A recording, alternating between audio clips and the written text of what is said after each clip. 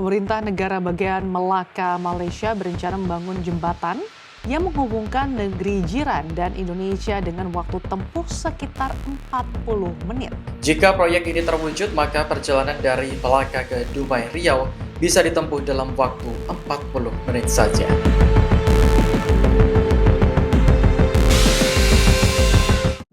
Hari ini kita mau bahas sesuatu yang bikin penasaran banyak orang, terutama yang tinggal di sekitar Selat Malaka. Bayangkan aja, Malaysia lagi rencanain bangun jembatan langsung ke Indonesia. Spesifiknya dari Melaka, di Malaysia, ke Dumai, di Riau, Indonesia. Ini bukan cuma gosip doang loh, tapi udah ada kajian serius yang bakal dimulai tahun depan. Saya bakal bahas ini panjang lebar berdasarkan sumber-sumber terpercaya seperti situs resmi pemerintah, Malaysia, Indonesia, dan media kredibel kayak Free Malaysia Today, The Star, serta laporan dari bernama dan situs Pemkab Bengkalis. Kita bakal ulas dari segala sisi, mulai dari rencana awal, manfaat ekonomi, tantangan lingkungan, kritik dari oposisi, sampai pandangan bilateral antara dua negara. Siap-siap ya, karena ini bakal jadi obrolan panjang sekitar 2.500 kata. Yuk, langsung aja, kita mulai. Pertama-tama, mari kita pahami dulu latar belakangnya. Menurut laporan dari Free Malaysia Today yang diterbitkan pada 21 November 2023, Ketua Menteri Melaka, AB, Lau Huyuso mengumumkan rencana pembangunan jembatan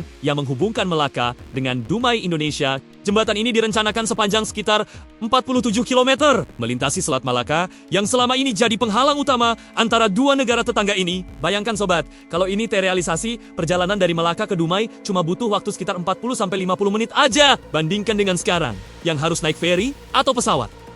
Bisa makan waktu berjam-jam. Ini bukan proyek kecil-kecilan loh. Anggaran awal untuk kajian kelayakan aja udah disiapkan RM50000 sekitar 2 miliar rupiah. Dan ini baru tahap studi, belum bangunnya. Sumber ini saya ambil langsung dari artikel Free Malaysia Today yang berjudul Melaka Scientific Proposes Bridge Linking State to Dumai in Indonesia, yang mengutip pernyataan resmi dari Abi Rauf Yusof, kenapa Melaka mau bangun jembatan ini. Nah, ini yang menarik. Dari perspektif Malaysia, proyek ini diharapkan jadi katalisator ekonomi besar-besaran. Melaka lagi gencar bangun kawasan industri baru di Masjid Tanah dengan lahan seluas 5,0 hektar yang bakal diubah jadi pusat industri. Jembatan ini bakal jadi penghubung langsung ke Indonesia, khususnya Riau yang kaya sumber daya alam. Bayangkan, perdagangan barang seperti pupuk, minyak sawit, atau produk UMKM bisa lebih lancar. Orang Malaysia bisa belanja murah di Dumai, sementara orang Indonesia bisa jualan ke Melaka dengan mudah. Ini bakal dorong pertumbuhan ekonomi di kedua sisi. Situs resmi pemerintah Melaka melalui portal mereka di melaka.gov.my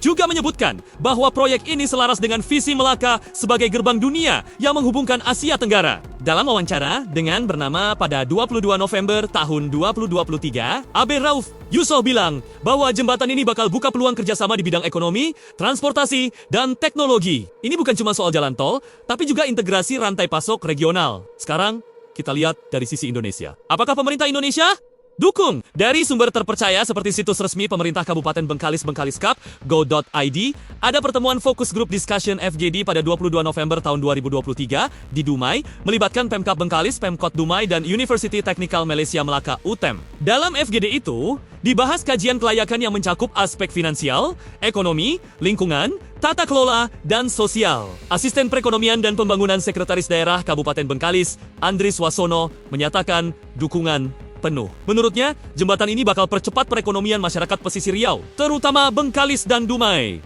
Ini bakal buka jalur strategis baru, tingkatkan konektivitas regional, dan dorong pertumbuhan UMKM.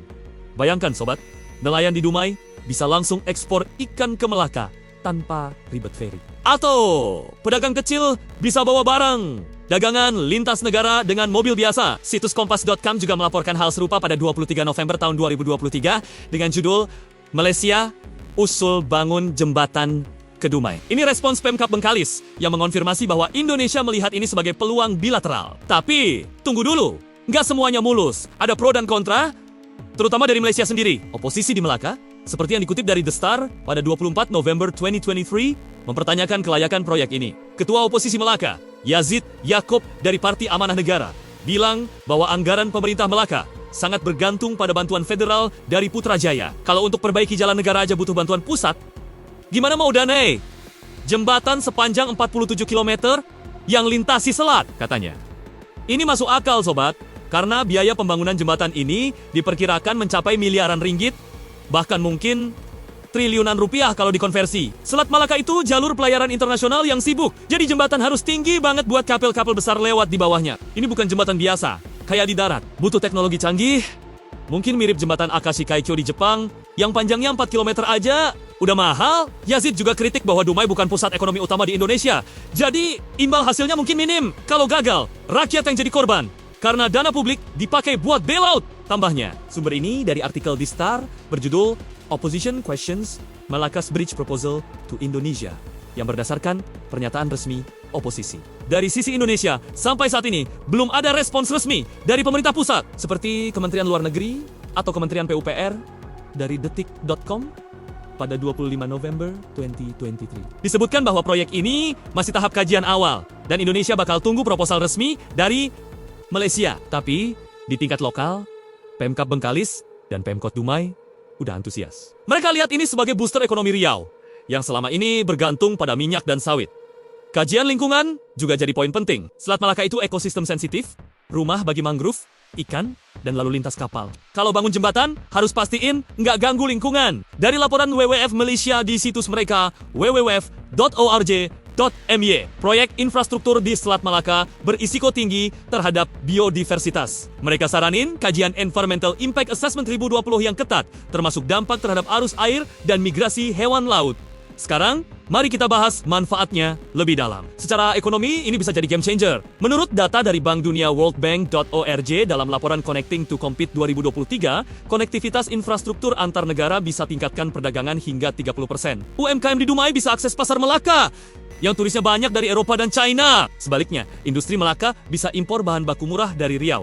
Ini juga bakal ciptain lapangan kerja, konstruksi jembatan butuh ribuan pekerja. Plus sektor pariwisata bakal meledak. Orang bisa road trip dari Kuala Lumpur ke Pekanbaru via jembatan ini. Tapi, ada risiko keamanan yang nggak boleh diabaikan. Selat Malaka rawan penyelundupan, narkoba, senjata, atau barang ilegal lainnya. Dari laporan Interpol, interpol.int, wilayah ini hotspot trafficking. Jadi, kalau jembatan dibangun, kedua ujung harus dijaga ketat. Imigrasi, bea cukai, dan polisi harus 24/7. Nggak mau kan? Proyek bagus ini malah jadi jalur gelap. Pemerintah kedua negara harus kolaborasi. Mungkin bikin perjanjian bilateral khusus. Dari sisi teknologi, University Technical Malaysia Melaka, utem.edu.my, terlibat dalam FGD. Dan mereka bakal kontribusi kajian teknis. Jembatan ini mungkin pakai desain cable stayed atau suspension, dengan ketinggian minimal 70 meter buat kapal kontainer lewat. Mekanisme pembangunannya gimana? Dari pernyataan AB Rauf Yusol, di bernama studi awal bakal mulai Januari tahun 2026. Ini termasuk feasibility study yang dipimpin oleh konsultan independen. Setelah itu, proposal bakal diajukan ke pemerintah federal Malaysia untuk evaluasi, baru kemudian dibawa ke Indonesia buat diskusi bersama. Mungkin melibatkan skema Public-Private Partnership (PPP) di mana swasta ikut danai. Biaya total belum pasti. Tapi, kalau lihat proyek serupa seperti jembatan Hong Kong Suhima Co yang 42 km harganya US$20 miliar, ini bisa capai angka serupa. Pembiayaan mungkin campur dana APBN atau APBD, pinjaman internasional, atau investasi dari Cina atau Jepang yang suka proyek Belt and Road. Pandangan saya sebagai pengamat abal-abal, boleh banget sobat. Ini peluang emas buat perkuat hubungan Malaysia-Indonesia yang udah kayak saudara. Tapi harus hati-hati, jaga lingkungan, keamanan, dan pastiin manfaatnya merata ke rakyat kecil, bukan cuma elit. Kalau gagal, bisa jadi beban utang. Dari sisi sosial, ini bakal tingkatkan pertukaran budaya.